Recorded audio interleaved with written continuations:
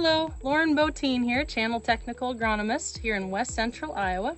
We're going to go over how to assess your corn and soybean yield potential here. It's a nice middle of August day, and it's a good day to assess your yield potential.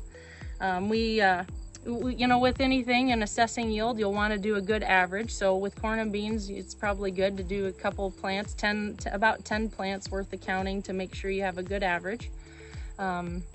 And that way, and you're going to want to kind of do multiple spots too, so that way you're not focusing on certain spots within a field. But with the soybean yield assessment, it's always kind of difficult because you know, everybody asks me to do a yield assessment on soybeans, and I always fire right back to them, what's the seeds per pound going to be? Because that could vary so much with the growing season, or even what's left in the growing season.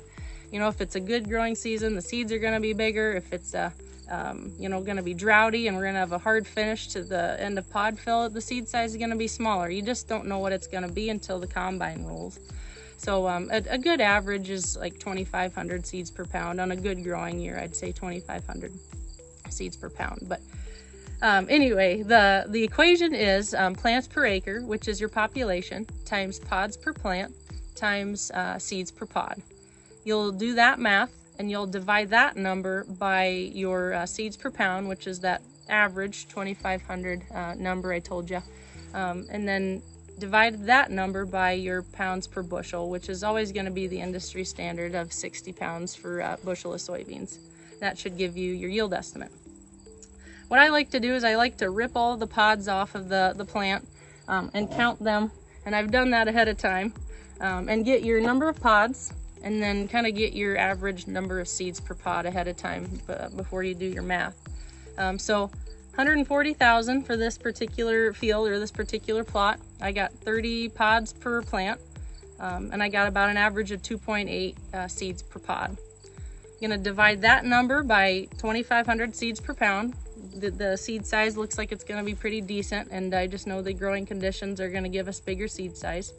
If it was rough growing conditions, divide by like 3,500, and then divide that number by 60 pounds per bushel. That's that industry standard for a bushel of soybeans.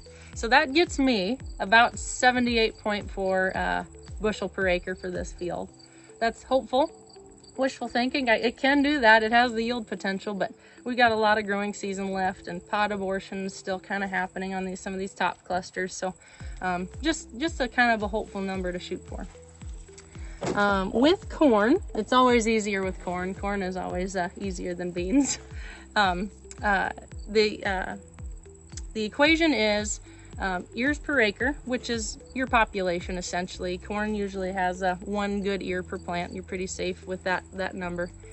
So ears per acre times kernel rows per ear, which is your number of rows around, times your kernels per row. So that's essentially how long the ear is.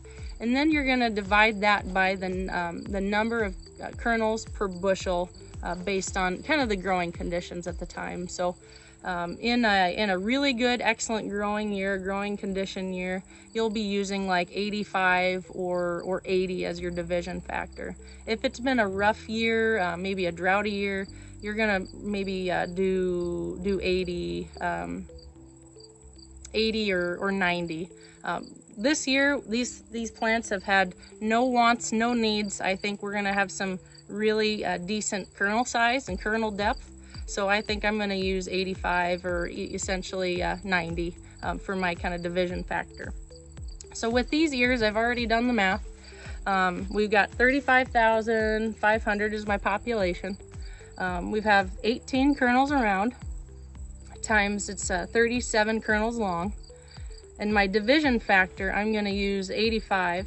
That gets me 278 bushel for this particular average that I've done for this yield estimate.